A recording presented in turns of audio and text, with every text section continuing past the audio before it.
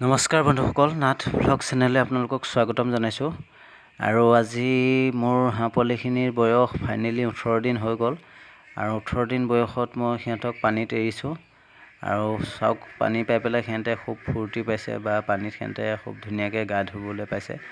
আৰু বন্ধুসকল, মই এইখিনিতে কথা এটা কওঁ, মোৰ গাঁতটো অকণমান সৰু হৈছে, গাঁতটো মই অকণমান ডাঙৰকৈ কৰিবলৈ চেষ্টা কৰিম। আৰু বন্ধুসকল, আপোনালোকৰ ঘৰতো যদি তেনেকৈ পাতিহাঁহৰ পোৱালি আছে বা পাতিহাঁহৰ আপোনালোকে ফাৰ্মিং কৰি আছে, তে আপোনালোকে 25 দিন বা 22 দিন বয়সত পানীত এৰিব। মই আজি বতৰটো খুব গৰম হোৱাত মই আজি 18 দিন বয়সতে সিহঁতক পানীত এৰি দিলোঁ। আৰু বন্ধুসকল, আপোনালোকে এটা কথা মন কৰিব, যিদিনাখন আপোনালোকে ফাৰ্ষ্ট টাইমৰ কাৰণে পানীত এৰিব, সেইদিনাখন ৰাতি এটা আপোনালোকে এণ্টিবায়'টিক ব্যৱহাৰ কৰিব। আৰু এণ্টিবায়'টিক কি ব্যৱহাৰ কৰিব মই ভিডিঅ'টোৰ জৰিয়তে আপোনালোকক জনাই দিম। তে বন্ধুসকল, ভিডিঅ'টো আপোনালোকে শেষলৈকে চাব, তেতিয়া আপোনালোকে বুজি পাব। এতিয়া কথা হ'ল, আপোনালোকে কি এণ্টিবায়'টিক ব্যৱহাৰ কৰিব। আপোনালোকে ৰিয়েষ্টিক এল এণ্টিবায়'টিকটো ব্যৱহাৰ কৰিব পাৰে, সেইটো এটা খুব ভাল এণ্টিবায়'টিক। বা আপোনালোকে টেট্ৰাচাইক্লিন, সেইটো আপোনালোকেও ব্যৱহাৰ কৰিব পাৰে, সেইটো এটা ভাল এণ্টিবায়'টিক। যিকোনো এটা এণ্টিবায়'টিক আপোনালোকে ফাৰ্ষ্ট টাইম যোনদিনাখন পানীত এৰিব, সেইদিনাখন ৰাতি আপোনালোকে ব্যৱহাৰ কৰিব। নহ'বা ফাৰ্ষ্ট টাইম পানীত নামাৰ পিছত সেই হাঁহ পোৱালিখিনিৰ মানে বহুত ধৰণৰ কিছুমান বেমাৰৰ লক্ষণ দেখা পোৱা যায়।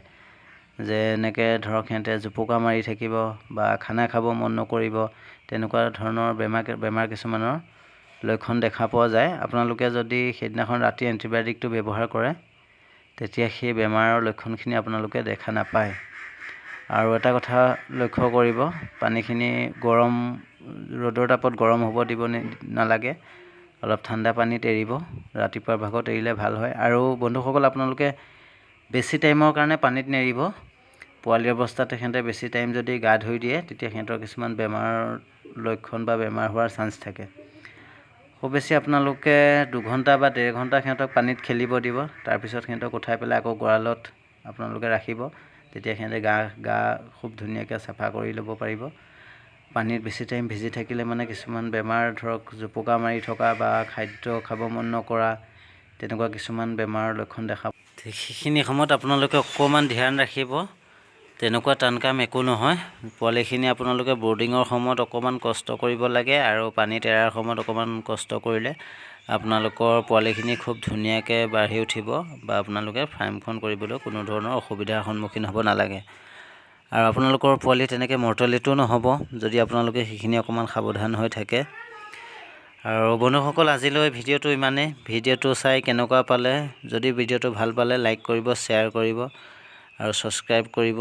আৰু বন্ধুসকল, কমেণ্ট কৰিব। আপোনালোকৰ কমেণ্ট চাই পেলাই মই এনেকুৱা আৰু ফাৰ্মিং ভিডিঅ' আপোনালোকক দিবলৈ চেষ্টা কৰিম। আৰু এনেকুৱা যাতে আপোনালোকে হাঁহ ফাৰ্মিং কৰি পেলাই আমাৰ 2-এজন ল'ৰাই যদি কিবা এটা স্বাৱলম্বিতাৰ দিশ দেখা পায়, তে মোৰ ফালৰ পৰা অশেষ আপোনালোকক ধন্যবাদ জ্ঞাপন কৰিলোঁ ভিডিঅ'টো শেষলৈকে চোৱাৰ বাবে। তে আজিলৈ বন্ধুসকল, ভিডিঅ'টো সামৰিছোঁ।